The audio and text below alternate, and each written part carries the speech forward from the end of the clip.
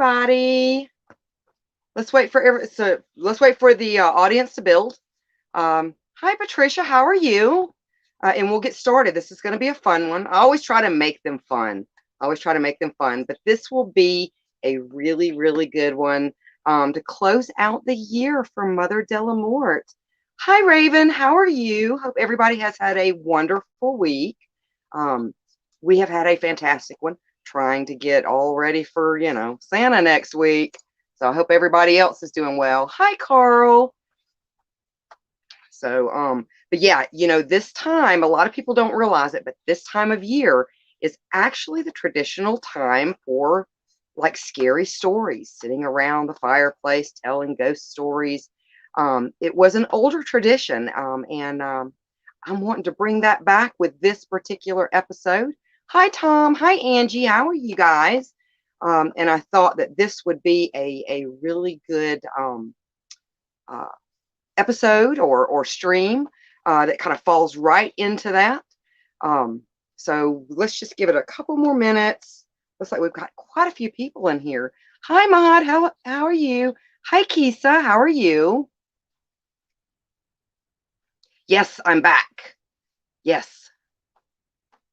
I'm doing very well, Maud. Looks like we've got 2 mods in the house today. So how has everybody been? I hope everybody has been doing very well. We have been trying to get ready for Santa. Hi, Mark. How are you? All right. Well, it looks like we have quite a few people in here. So we'll go ahead and get started. For you guys that are just joining us, like I said, this will be Mother Delamorte's last stream for 2020. I am ready to see 2020 go the way of the dodo. Hi, John. How are you? Yeah, it's okay. You can always hit us on #replay. But this time of year is actually the traditional time for ghost stories. And so we're going to be doing some ghost stories tonight, but we're going to be doing them with a twist. And Carl says, hey, Mother, are you related to the guy with the face on the back of his head? Oh, no, I don't think so. But this is going to have an Asian twist. Okay. We're going to be talking about the Yurei and the Yokai, which are basically, I didn't see that mod. What was that? Edward Modric? No. So anyway, we're going to be talking about the yokai and the yuri, which are the Asian versions of both ghosts and demons. And now with their folklore, the way that they see a lot of, hi, Calvin, a lot of their ghosts and their demons, not necessarily bad, not necessarily good. They usually have something, a task that they must do. But there is a difference between what we would consider like Asian ghosts versus like your European ghosts. Asian ghosts are pretty much a badass. They're badasses. Once they have like a purpose or they have someone in their sights, yes, 2020 can go the way of the dodo. Yes. Lord Voldemort. Yes. No, Lord Voldemort here. We are not related. Once they have a task, there's not much you can do. There's not much you can do until their task is fulfilled. So they are pretty much a badass when it comes to ghosts. Now, in order to really get into kind of the folklore, we really need to kind of get an understanding of kind of the culture and the way things are seen in other cultures. They kind of have a different mindset on certain things, and we're going to. I think the best way to start that is I'm going to do a quick overview of the Aogahara, it also known as the Sea of Trees or the Jukai Forest. Now we know it as the Japanese Suicide Forest. So I think that would be a really good place to start. But before we get into that, I do want to say that this time of year can be very difficult for some. So if you are finding it difficult right now, please be advised that people do care.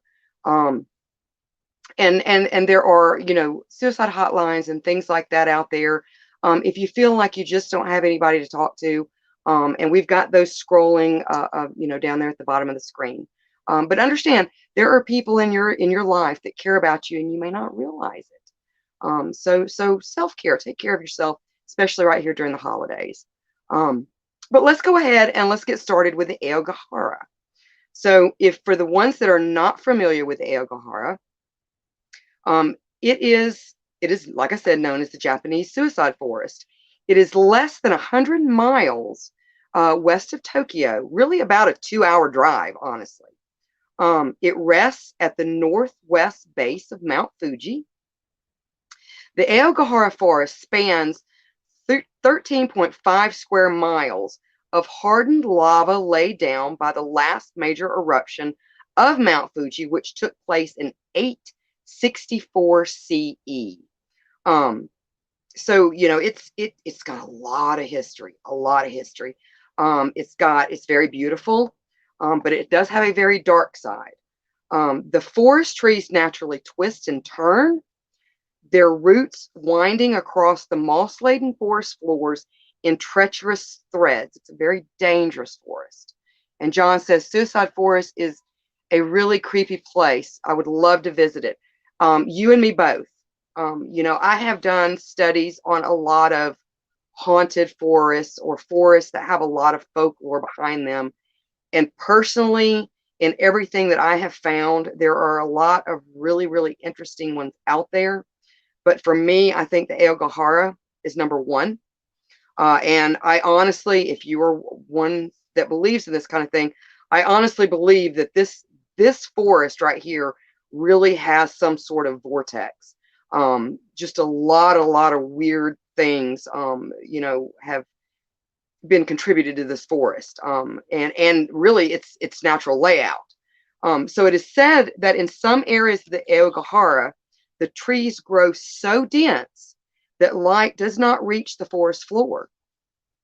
And John says, is that the only place in Japan you can be alone outside? Well, it's got a history, and we're going to get into that. And one of the reasons why it is a place where people go to end their worldly lives. So, and we're going to get into that here in just a second. Because of its location at the base of the mountain, the ground is uneven, rocky, and perforated with hundreds of caves, ice caves too, holes, and ravines that can oftentimes be covered and hidden by foliage and natural debris. The Aogahara is no place for a leisurely stroll.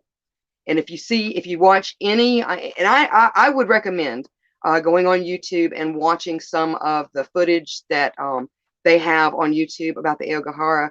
Unless you really know what you're doing, you need to stay on the paths, whether it's through the main part of the forest or through some of the off-limit parts of the forest. Now, the wildlife is sparse. It has been described as a chasm of emptiness.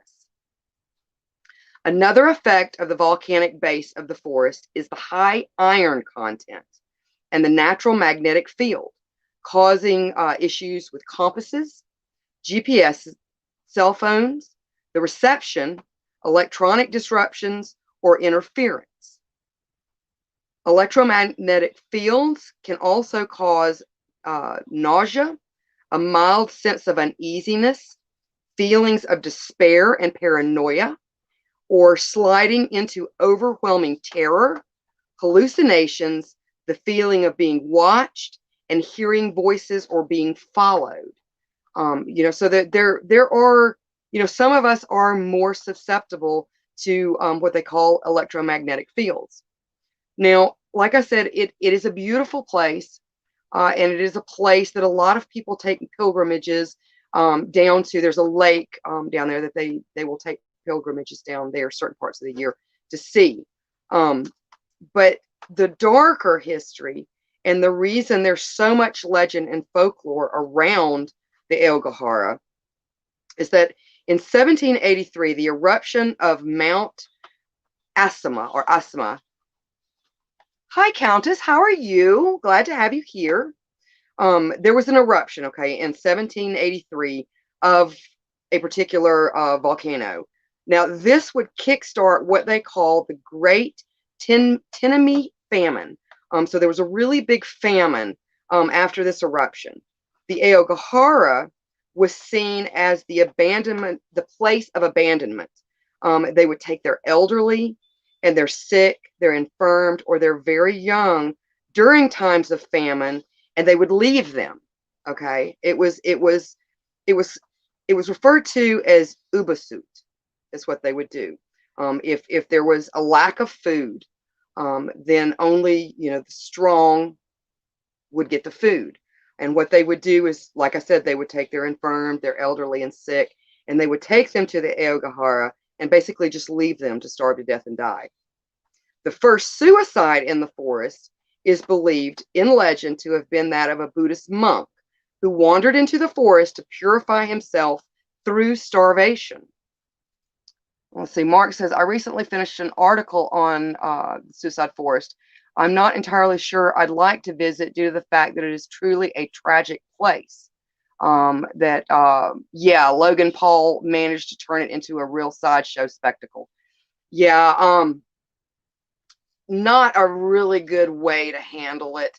Now, there are a lot of people that go out there. There's one gentleman, and I can't remember his name. I'll have to put it, up on the page later.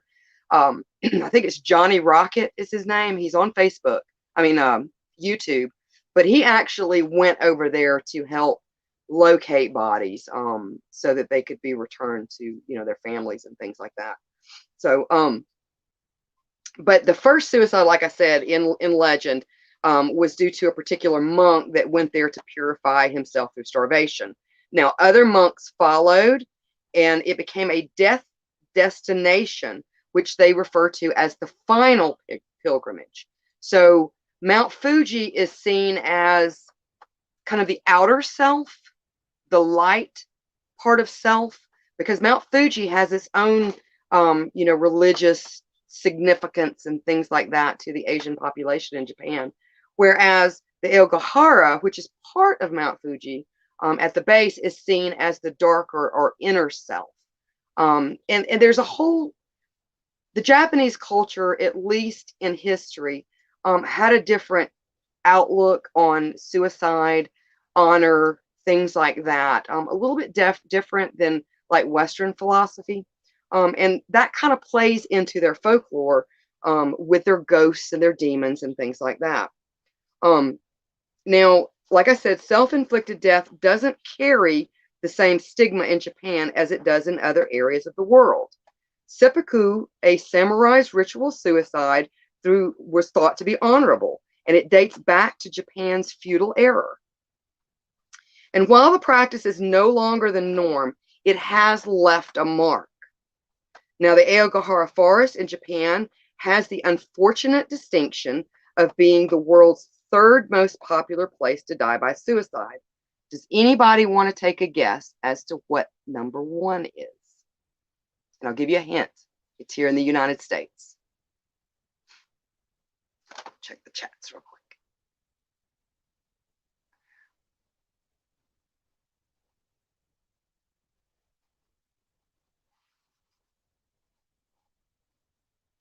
So Carl says the New York subway.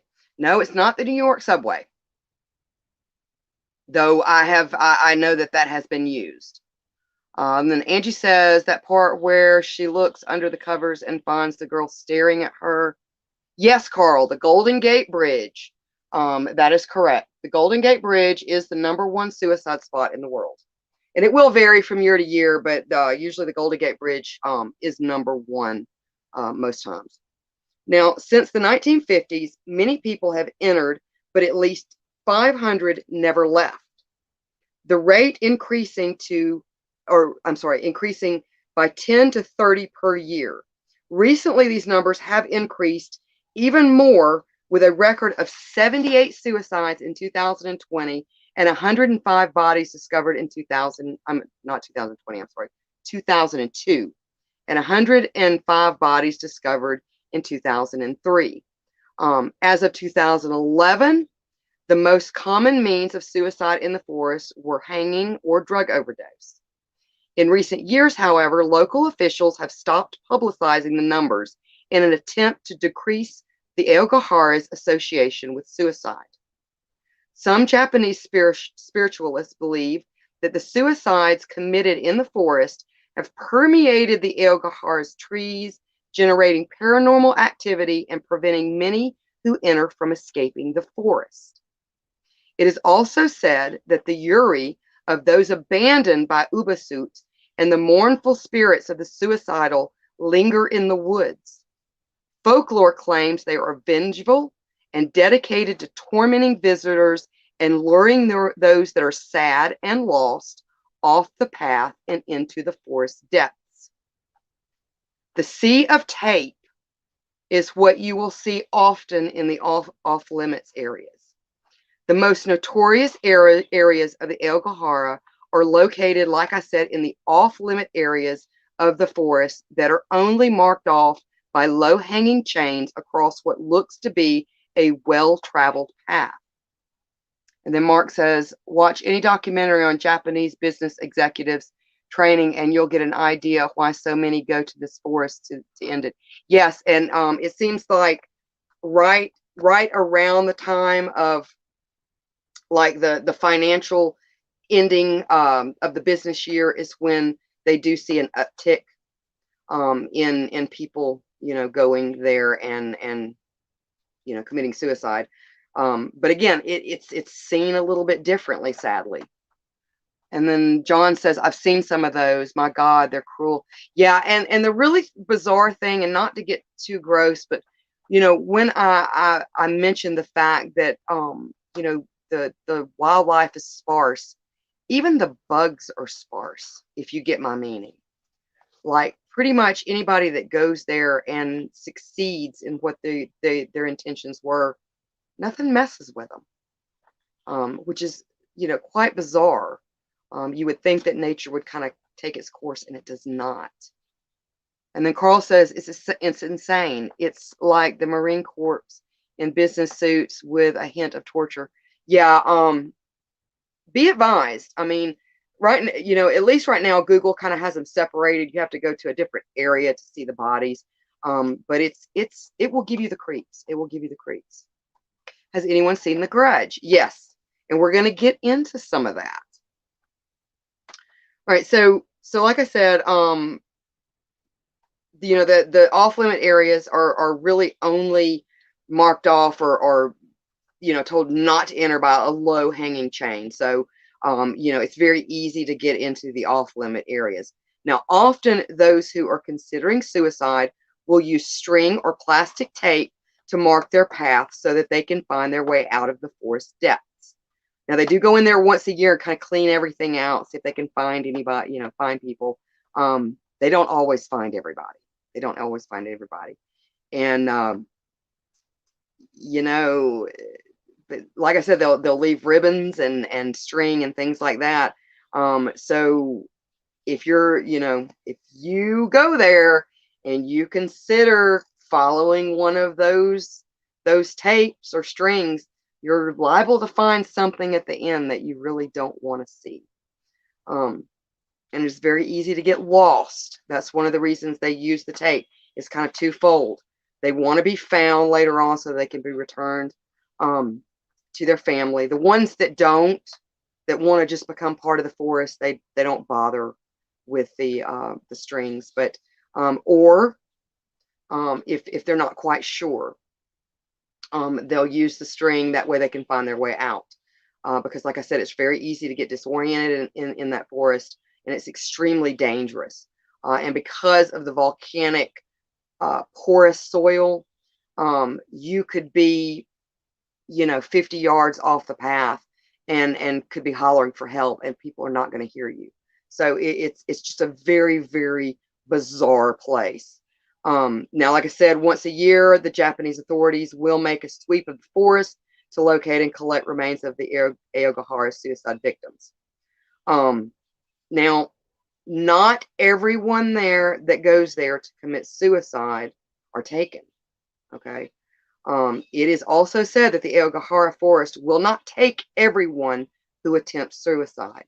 And I can do a whole stream on the Aokigahara because there's so many stories in, you know, both present and past. But it does not take everybody. Not everybody is successful.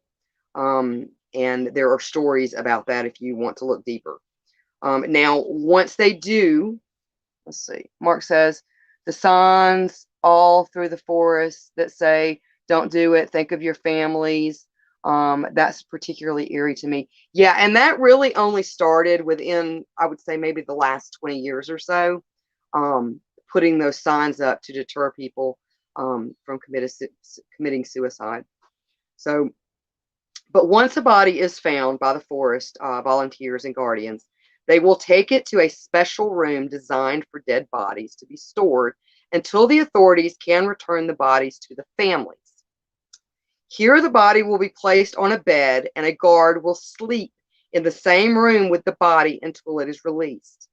Belief states that if the corpse is left alone in the room, its Yurei, or ghost, will move all night in the dormitories, screaming and basically becoming deranged. The guards often play a Japanese version of rock, paper, scissors to decide who will be the unlucky one to sleep during the night with the next body they find. So that kind of gives you kind of a background of just how far back a lot of their folklore goes. And you really do see it in their ghost stories and their stories on demons. And their demons are a little bit different than what we associate with demons. But let's see what's going on in the chats real quick. And then we're going to kind of just get into an overview of the Yurei and the Yokai. And then we are going to talk about the big three.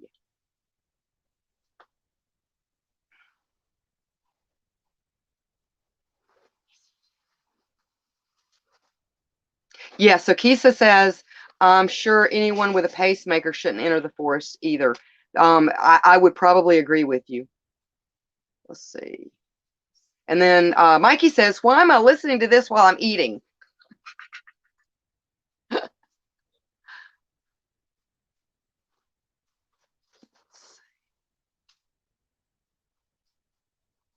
Hi, Tom. I thought I said hey earlier, but I wasn't sure. Let's see.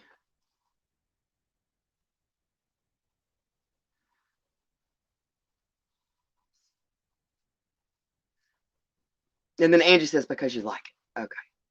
All right. So just to give you kind of an idea, now Yurei is what the ghost basically is called. They are similar to ghosts in Western folklore. Yurei are the spirits of the deceased. According to traditional Japanese custom, all humans have a soul called the Raikon. Upon death, the Raikon leaves the body and enters a form of purgatory until a proper burial and ceremony can be held so it can go off and join its ancestors. The Raikon then becomes the protector of the family for future generations, and this is the spirit Japanese people celebrate during the Obon festival in August. And Tom says, you did, but you can say hi to me again all you want. Aw. Now, however, things can go wrong.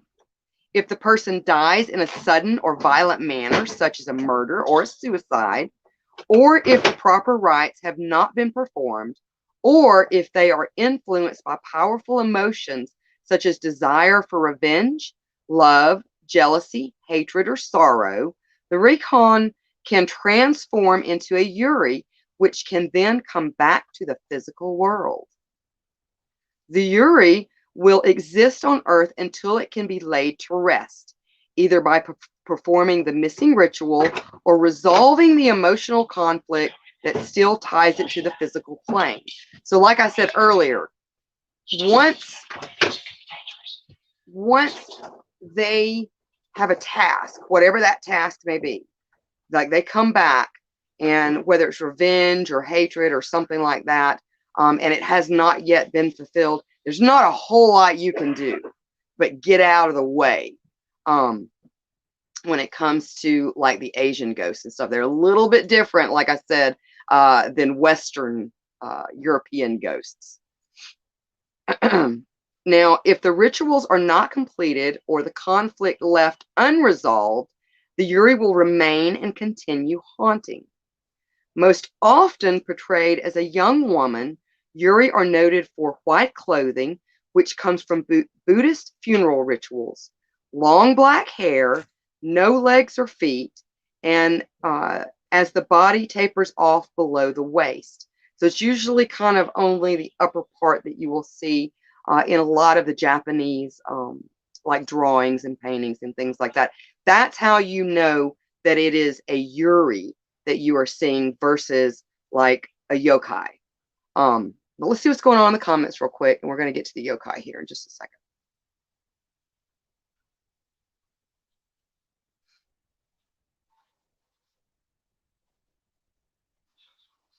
Yes, it is interesting, Kisa, but it is very sad. You're absolutely right. Okay. So now the Yuri, like I said, they do not run around randomly, but they do stay near a location, either where their body lies or near the site of an event, such as if they were murdered. They may stalk a specific person, such as their murderer or lover, and usually are said to appear between the hours of 2 a.m. and 3 a.m., when it is believed that the curtain between the physical world and the spiritual world is at its weakest. That's up to you, Mon.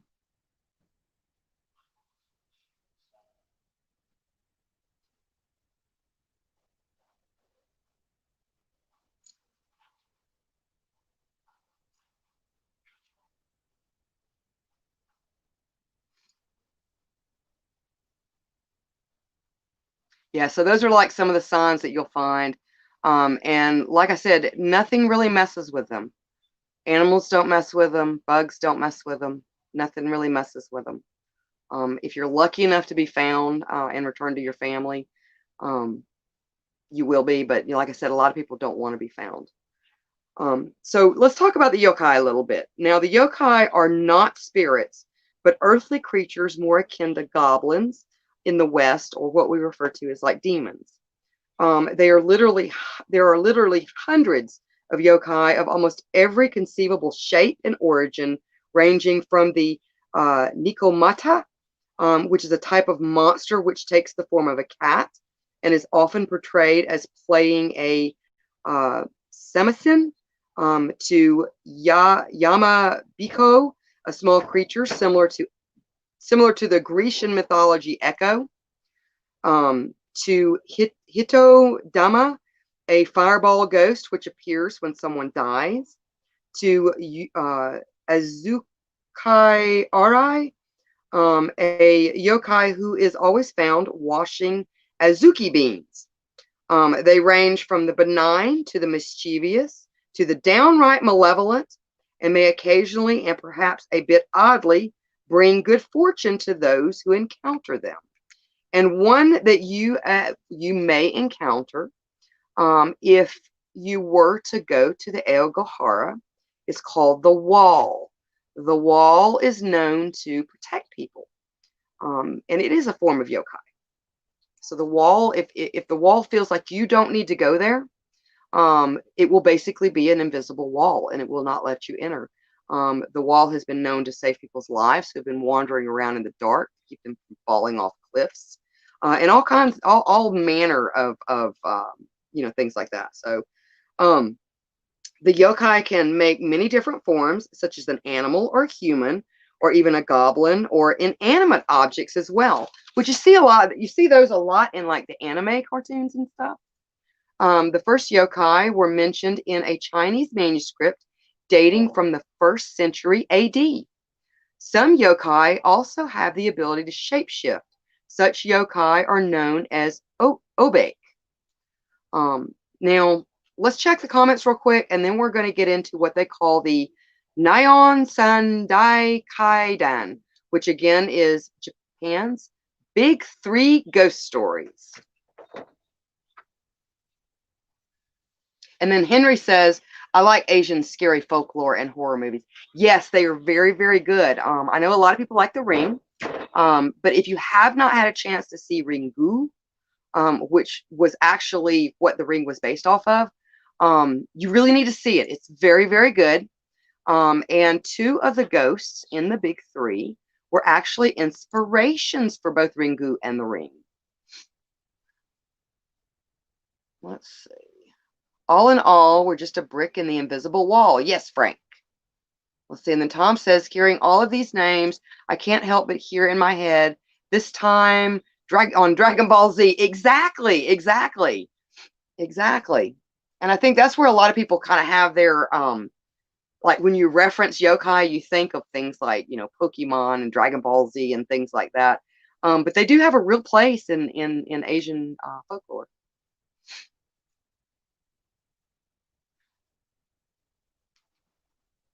Kakarot. But yeah, I love Asian folklore. And now a lot like where I'm getting this, and if you really do like Asian folklore, you need to go check out yokai.com. It's YOKAI.com. It is written, illustrated, and maintained by a folklorist by the name of Matthew Meyer. And he does a yokai a day. You can find there are just hundreds and hundreds. It's like an encyclopedia of Yurei and Yokai. So if you really, really dig that kind of stuff, go check out his website. He does all the illustrations, all the writing, and you'll be there for hours. So the first one we're going to talk about is Oiwa, Oiwa, Oiwa, Owa. Now, Owa's story is based on real-life events which took place in the 17th century Edo period. These events were dramatized in the 1825 kabuki play Toka Ado Yoto Seiya Kayadan, which became very popular and cemented Owa's place as Japan's most famous ghost. And she is the one that Samara is based on as far as her looks when she's in her like yokai or Yuri form, would be Oa. Now, countless variations and adaptations of her tale followed. The real Odawa died in 1636. It is rumored that her ghost still haunts the places she lived as well as those who perform her story. Mysterious disasters and deaths occurring around a number of productions, including theater, film, and television adaptations, have been blamed on the curse of Oawa's ghost.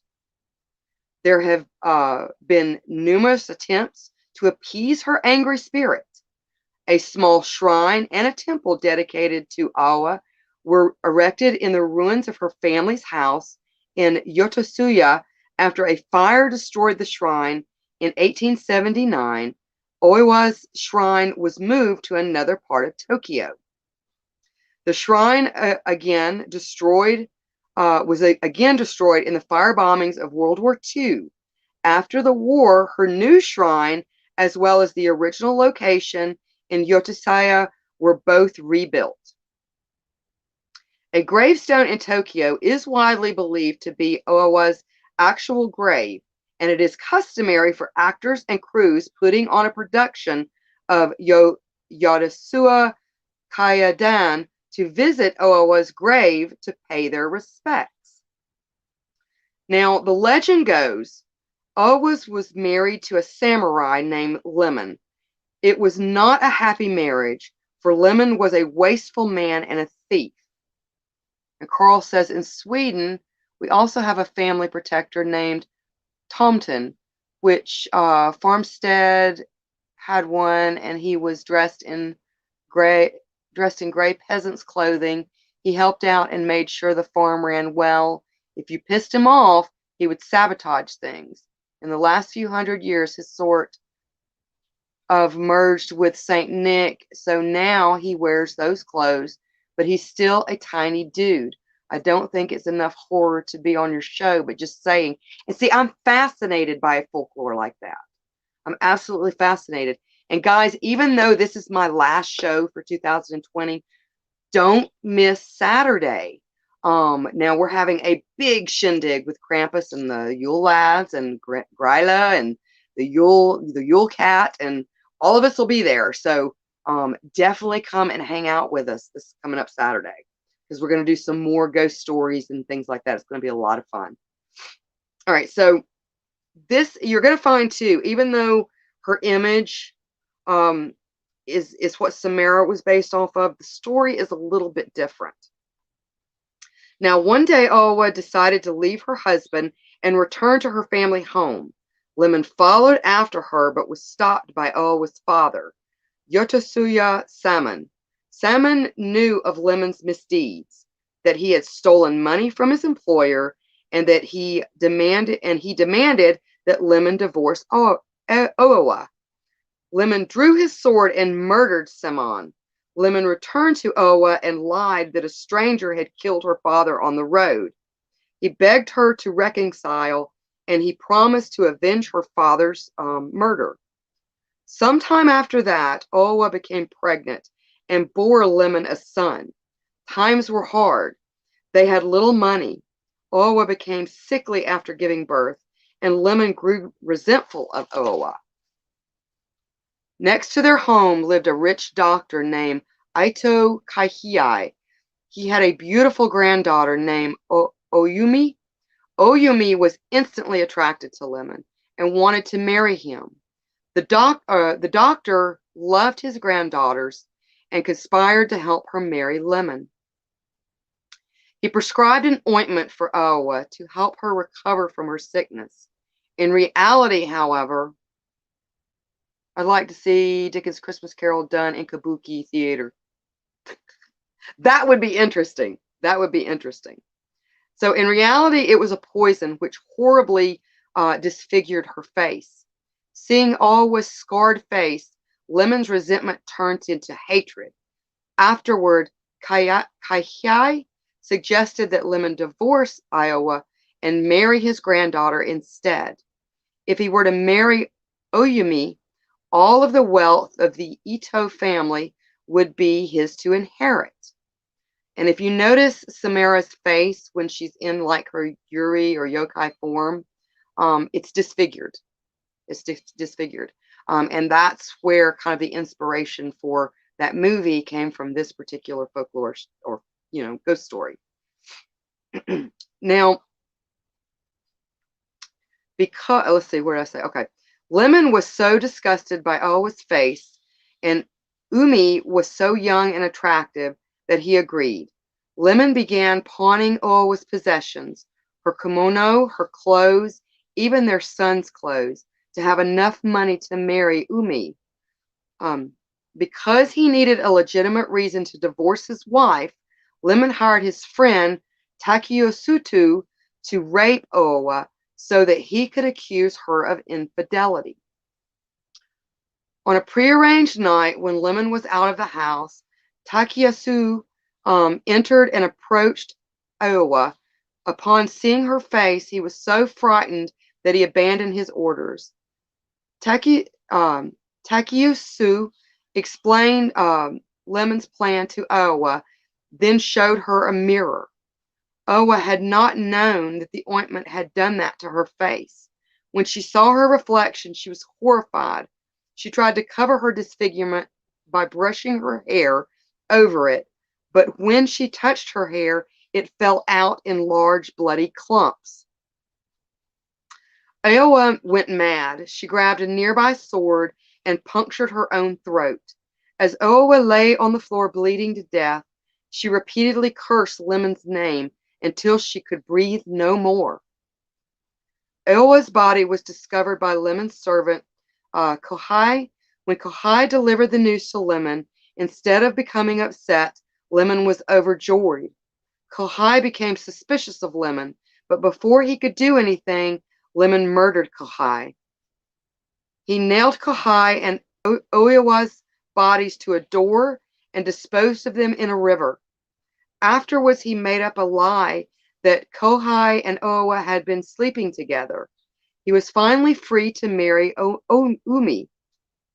Iowa's curse did not wait long to take effect. On his wedding night to Ume, Lemon had trouble sleeping. He rolled over in bed and saw right next to his face the horrible and disfigured face of Owa's ghost. He grabbed his sword and slashed out at the ghost. Just then the illusion ended, and Lemon saw that it was not Owa he had cut, but Umi. His new bride lay dead on the floor. Terrified, Lemon ran next door to seek his new father-in-law's help. However, when he got to Ito's house, he was confronted by the ghost of the murdered Kohai. Once again, Lemon slashed with his sword, but no sooner had he done this that the illusion ended and he saw Ito Kaihi's slain body laying on the floor. Afterward, Lemon fled into the night, but Owa's Yurei pursued him. Everywhere he went, Owa's ghost was there. Her ruined face haunted his dreams. Her terrible voice cried out to him for vengeance. She appeared to him in the paper lanterns that lit his way. Eventually, Lemon ran into the mountains, where he hid in an isolated cabin, but Owa followed him there too. Haunted by Owa's ghost, no longer able to tell nightmare from reality, Lemon descended into madness. So let's see what's going on in the comments real quick.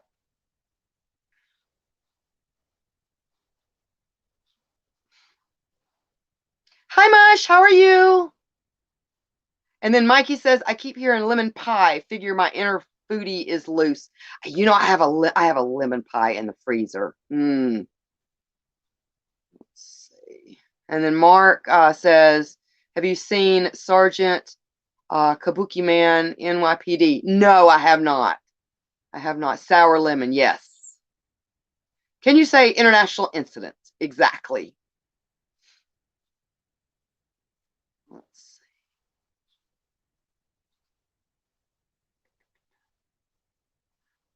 Oh, are you two guys talking about seeing a Christmas Carol in Kabuki? That would be interesting. That would be so interesting. It'd be funny. Let's see. Carl says, with that much ghosting, murder rates should drop rapidly. Exactly.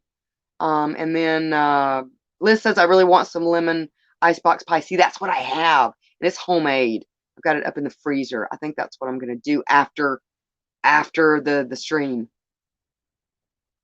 Let's see. Yes, and that was so odd, Kisa. So Kisa says, so the guy's name was Lemon. Yeah, with all like the Asian names, that was his name, Lemon. It is kind of odd though.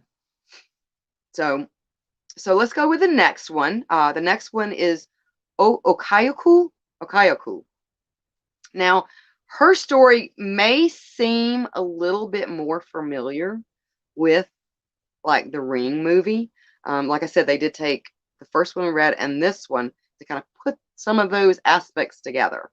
So her story has been retold countless times in folk tales, puppet theaters, kabuki, film, and manga. Though the general outline of her story remains the same, the names, locations, and surrounding details vary quite a bit from telling to telling. Hang on just a second, guys. My foot's asleep. All right. So the most famous version of her story is called Bancho Sarayashiki, which is it's translated into the Dish Manor at Bancho. It takes place in Himeji, which is present-day Hyogo Prefecture. The legend goes, long ago, there was a woman named Okyaku who worked as a dishwashing servant at the Himeji Castle.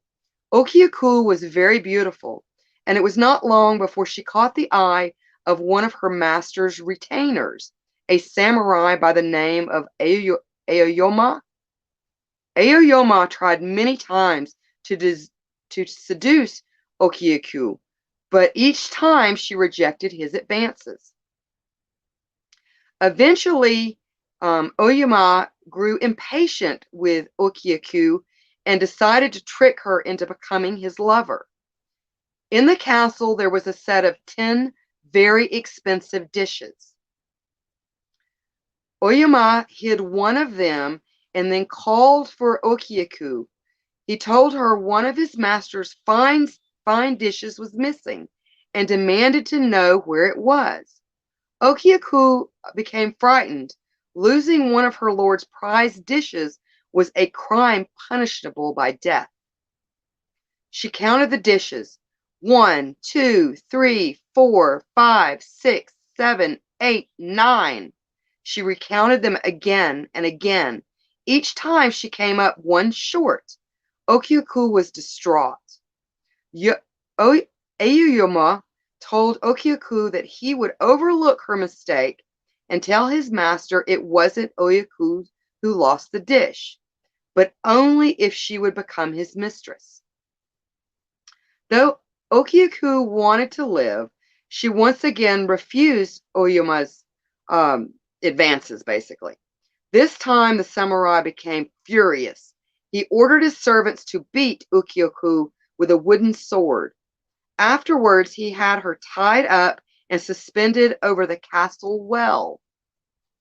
He tortured Okyaku, repeatedly dunking her into the well, only to pull her back out of the water and basically beat her again. Oyama demanded one last time that Okyaku become his mistress. She refused, so Oyama struck her violently with his sword, dropping her body down into the well. Not long after, Okyaku's ghost was seen wandering the castle grounds. Night after night, she would rise from the well and enter her master's house, searching for the missing dish. She would count the plates. 1, 2, 3, 4, 5, 6, 7, 8, 9. After counting the 9th plate, she would let out a blood-curdling scream that could be heard throughout the castle. She tormented Oyama in this way every night, robbing him of his rest. Those who heard part of Okyaku's counting became very sick, and those unlucky enough to hear her count all the way to 9 died shortly thereafter. Finally, the lord of the castle decided that something had to be done about Okyaku's ghost. He called a priest and asked him to pray for her and exorcise her spirit. The priest waited in the garden all night, chanting sutras. Once again, Okyaku's ghost rose out of the well. She began to count the dishes. 1, 2, 3, 4, 5, 6, 7, 8, 9. As soon as Okyaku counted the 9th dish, and before she could scream, the priest shouted out, 10! Okyaku's ghost appeared relieved that someone had found the missing dish. From then on, she never haunted the castle again. Thought that was kind of cool. So let's see what's going on in the comments real quick.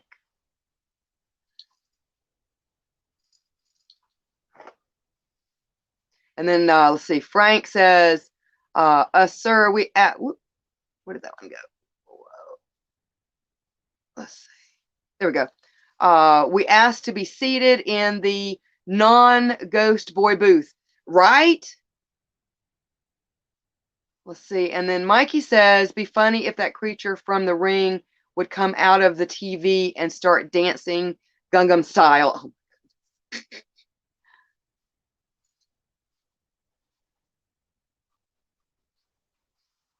Let's see. Carl says, I'm a conservative, but if you get killed for losing a dish, they need to fucking unionize. For real, right? And then Angie says, where she crawls out of the freaking TV. Yeah. Where's my dish? Let's see. And then Frank says, let's see. 1, 2, 3, 4, 5, 6, 7, 8, 9. I said no clothes hangers in this castle. No wire coat hangers. And then Angie says they have a prank of someone doing that on YouTube. Huh. Yeah, it is kind of a neat story. Two completely different stories, but you can see where they kind of got the inspiration for the ring. So yeah, I thought that was kind of neat. And then Tom says, okay, when Mother was counting, who else heard that song from Sesame Street in your head? Oh my God, I didn't even think about that. And then Mikey says, then the ghosts scream, I give you a pedicure. Hi, Nari. I'm going to try this, and if I mess up, I am so sorry. Nari Nagaya, 22. All that stalled. I'll come back and check later. All about this stuff. Yes, please come back. If it freezes, just pop out and pop back in. That usually fixes it. And then Carl says, Mother, so the moral of the story is don't fuck with the ladies. Pretty much. I didn't really look. I mean, like I said, you could go to yokai.com. It does seem like the Yuris are more like female usually, where the yokai do tend to have more of a masculine feel to them. But they can be both. They can be both. Let's see. Yes, the pinball one from Mikey says, which one? The pinball one from Sesame Street. That's the one I was thinking about. Yay, it's fixed. Good. I'm so glad. And welcome. I personally have not seen you here in the chat before. We are always glad to have new victims here in the crypt. So welcome, welcome to Mother de la Morte. And let's see, Frank says we are getting to the history of the hentai, right? Kidding, LOL. Okay, so we're going to move on to the last in the big three, and then I have an extra special one at the end just because it's fun. So the last one, this one's a little bit different, is the story of Otsuyu. Hold on, let me try this again. Otsuyu. Although her story was originally a Chinese folktale, it was adapted into Japanese in the 17th century. It was later adapted for Reikugo and Kabuki, with various changes, extra characters, and more details added to flesh out the story. Her story takes place during Oban, when the dead are believed to return to the land of the living. Otsuyu's story is rare among Japanese ghost stories, as her tale is one of love rather than of vengeance. And it's a cool story. So the legend goes, long ago lived a man named Ogiwara Shinnojo. So Ogiwara Shinnojo, who was recently widowed. On the first night of Oban, Ogiwara saw a beautiful woman and her servant walking down the street, carrying a lantern with a peony motif. Ogiwara was instantly smitten with the beautiful woman and invited her into his home. Her name was Otsuyu. That night they made love. Otsuyu stayed with Ogiwara until long after the moon had set and the lamplight had grown faint, when she reluctantly bid him farewell and left into the early morning. To Ogiwara's delight, Otsuyu and her servant returned the following evening, carrying the same peony lantern. Ogiwara fell deeply in love with Otsuyu. He quickly lost interest in seeing anybody but her. Ogiwara no longer left his house, and he stopped taking care of himself. Night after night, Otsuyu visited Ogiwara's house. Each night they made love, and each night she left before dawn. 20 days passed. Ogiwara's neighbors began to grow concerned for him. Next door to Ogiwara lived a wise old man. One night, the old man heard laughing and singing coming from next door. He peeked through the hole in Ogiwara's wall. However, instead of seeing a beautiful woman, he saw Ogiwara entwined in the bony arms of a skeleton. When Ogiwara spoke, the skeleton nodded its head and moved its arms and legs. When the skeleton jaw opened, a haunting voice came from where its mouth should have been. The old man was horrified.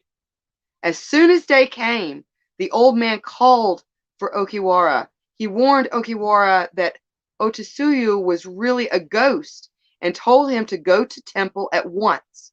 Ogiwara heeded the old man's advice. At temple, Ogiwara discovered Otsuyu's grave with her old and tattered peony lantern draped across it. The priest warned Ogiwara that he must resist Otsuyu and gave him a magical charm to place on his house, which would keep him safe from the ghost. Ogiwara rushed home and placed the charm on his door. The charm worked perfectly, and Otsuyu no longer came to visit Ogiwara.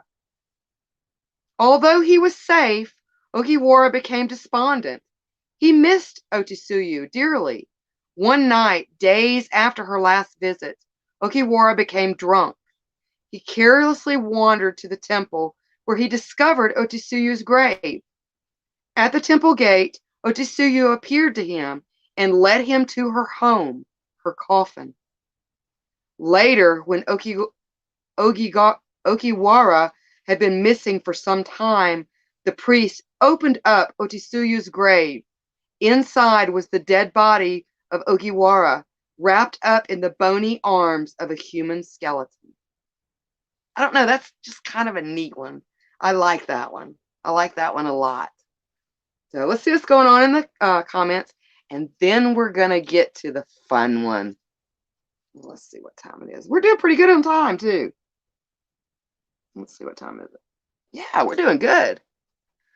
Let's see. And then Frank says, their cold blue flesh makes me turn red.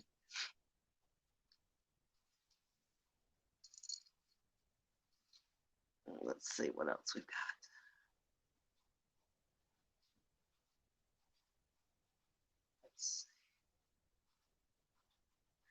Yeah, necrophilia. Yeah, but I don't know, Kisa. I mean, something about this was just I don't know. It was kind of romantic, in an odd sort of way.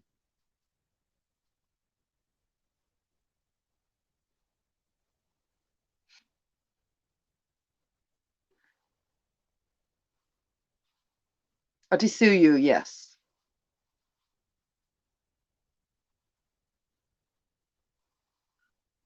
What a way to go. I know, John, right?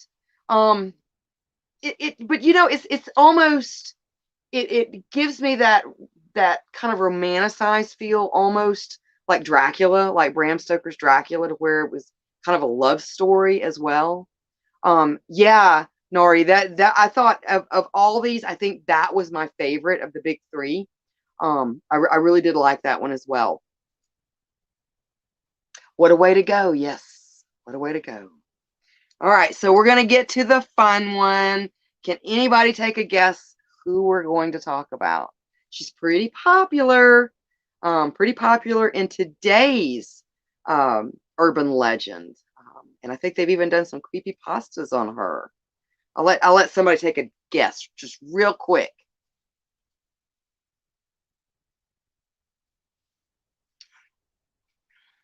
Yeah, that one was awesome. Exactly. Anybody care to take a guess? Anyone that's up on Asian folklore?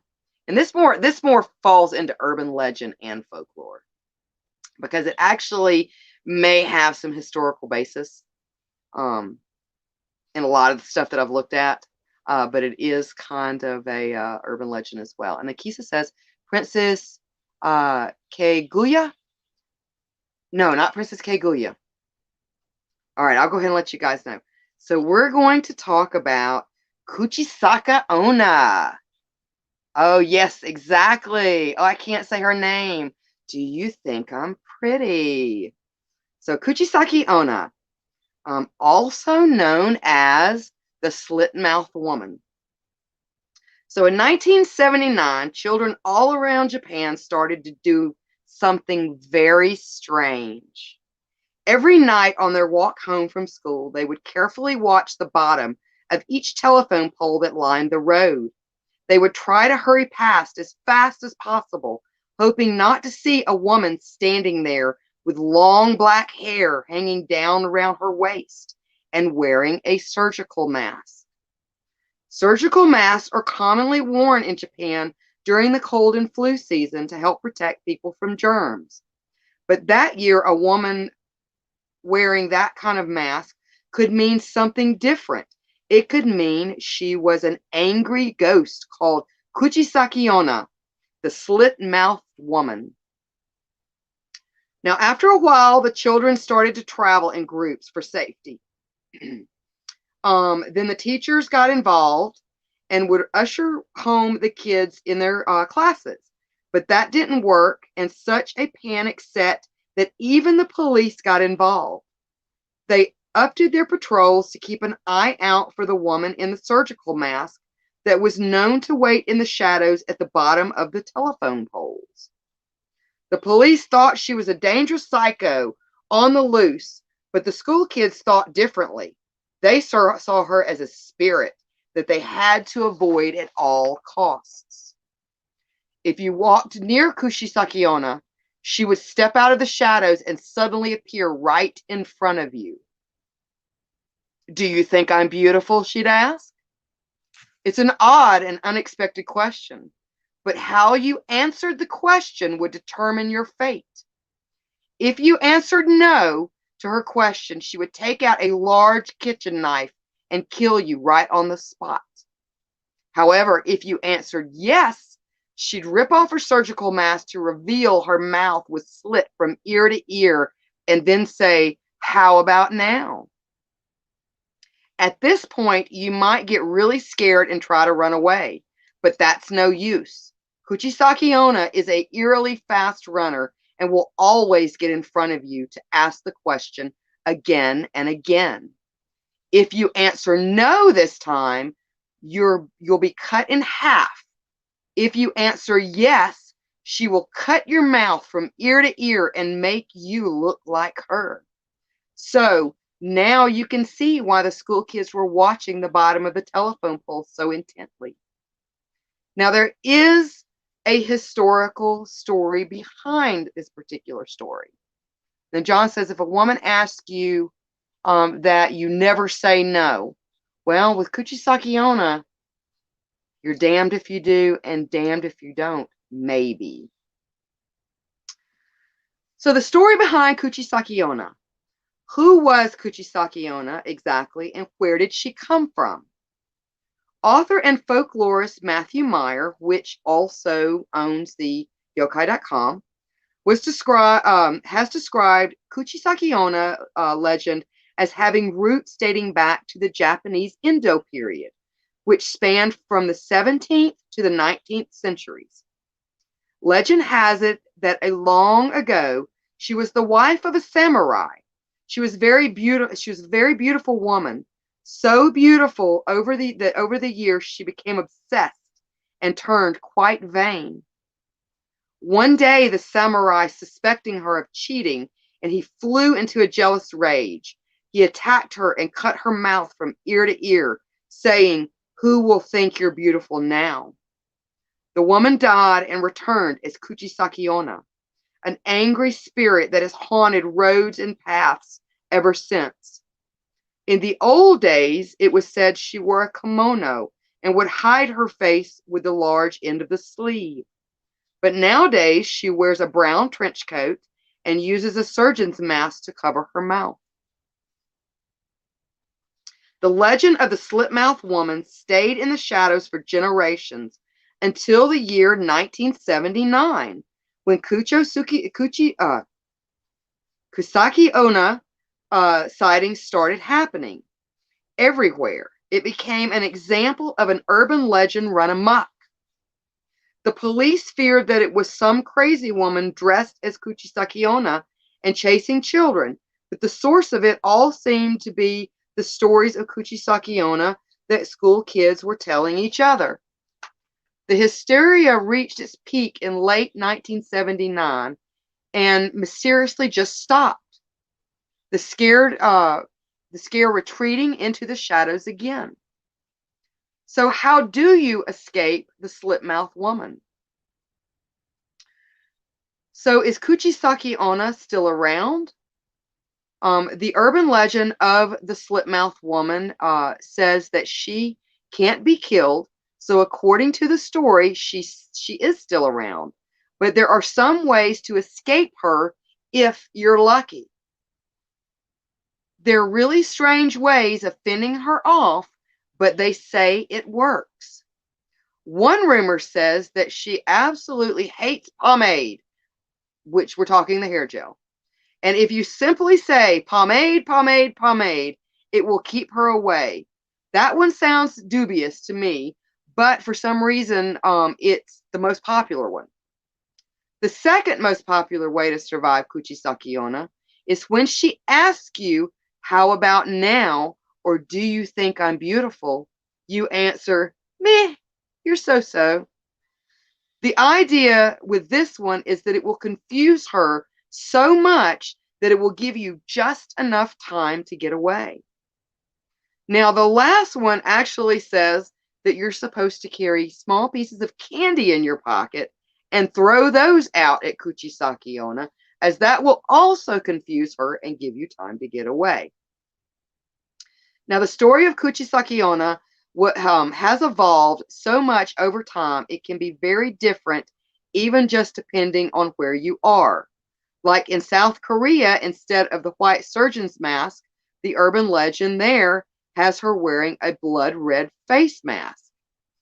Kuchisaki Onna is the story, and the more people talk about her, the more powerful she becomes. She travels through time with her story, seeming to sleep for years and then suddenly appear to scare new generations of people. This means that she will never go away unless people stop talking about her. And so Nari says, yeah, confusing spirit seems to be the way to go. Yeah, that seems to be a lot. You see that quite a bit in a lot of this folklore. And Nikisha says, I'll throw some candy. Yeah, for real, right? So I think my favorite one is the, yeah, you look okay, so. But yeah, that's one of my favorite. That's one of my favorite urban legends / folklore. And there's a couple of movies out there. A lot of them are more of like the Asian movies, the subtitles and things like that. But there are a couple of them. I think the one that we used here was called Cut. I think that was the name of it. And it's actually got some pretty good reviews. And I plan on watching it soon. Yeah, I love that one too. That's one of my faves. One of my absolute faves. So I hope you enjoyed that, guys. I want to see what's going on in the chats real quick. And then Frank says, you found beautiful once, lady. You got real ugly. For real, for real. Now, in some of the, because there are a lot of different legends of Kuchisaki Onna. One says that she'll cut you, but it's like you'll bleed to death. It doesn't matter how shallow the cut is. And a lot of them, she carries big scissors that she does it with. But you'll always bleed to death. And some she goes after children, and some she goes after like husbands that are being unfaithful and things like that. So it really does depend on the area, depending on which version you may hear. So let's see what else is going on here. Yes, Tom, exactly. And yet here you are talking about her. Yeah, she had the Glasgow smile. That's called the Glasgow smile when you're cut from ear to ear. Let's see. Yes. Nori says, I heard she has scissors and goes after both children and men. Yes. I think the scissors actually seems to be the most popular. Um, but yeah, I love that story. And I do mixed media art. That's kind of like what I do outside of this. And Kuchisaki Onna is definitely on my list of pieces to do. That'll be a lot of fun. That'll take a while though. Let's see. Frank was quoting an awesome movie, Army of Darkness. I love Army of Darkness. Don't mess with a woman. Yeah, that seems at least don't like wrong her. Because yeah, I tell you what, the female yokai can be very, very vengeful. Or Yuri, I mean, the female Yuri. Let's see. I'm having nightmares tonight. Oh my goodness. I hope not. I hope not. But you know, Asians, I don't know. They've just got some fascinating ghosts and demons and spooky stories and things like that. I just absolutely love them. And then John says you ought to make that your tagline. Do you think I'm beautiful? Snip, snip. Let's see. And then Carl says, so if she kills you, you can become a ghost and come back and ghost. Hold on just a second. And ghost her right back. You know, I don't know if it works that way. I don't know if it works that way. I don't know it. Well, you would see, you would think it probably would, but you don't really hear about that much. About, you know, like vengeful spirits coming back after the ghost. I haven't ran into that yet in the Asian folklore. I'm sure that it's there somewhere. And then Frank says interesting stories um, and weird porno. Yes, yes. Well, good, Keisha. I'm glad. Keisha said I love this one. Well, good. All right, guys. Well, like I said, this is my last stream for 2020. I will be returning to you guys after the first of the year. But join us this Saturday night here on Psychomantium 13, as well as Psycho Bunny Death Cult and Psycho Bunny DC. We're also on YouTube if you like YouTube as well. But join us for the Krampus feed. We're going to be having Krampus night. I know it was traditionally on the 5th, but this is the first time that we could get everybody together. And you know, Krampus is he's a busy demon. So you know, it took us some work to get him wrangled, but he'll be with us. So all you little naughty girls and boys can come tell Krampus what you want for Christmas. The Yule lads will be there, as well as Gryla, and we may even have the Yule cat. So it's going to be a lot of fun. So definitely come join us this Saturday night. Before that, Sid will be on with Into the Fire. He's got a Celtic band that will be joining him, and we'll be playing Celtic Christmas music or Yuletide music for the solstice and stuff. So definitely join us for that. Saturday night is going to be a big night. And then after that will be Tom's World, I believe. And if you did not catch his premiere last Saturday, lots of fun. If you like to travel, if you like to see new places, if you like history and things like that, you'll definitely want to join in with Tom's World. He goes to some really, really cool places. Yes, and Merry Christmas. Happy solstice. Happy Yule. Happy holidays to all my dear, dear little ones and loved ones out there. And we will see you Saturday. Pleasant nightmares, everybody. Bye.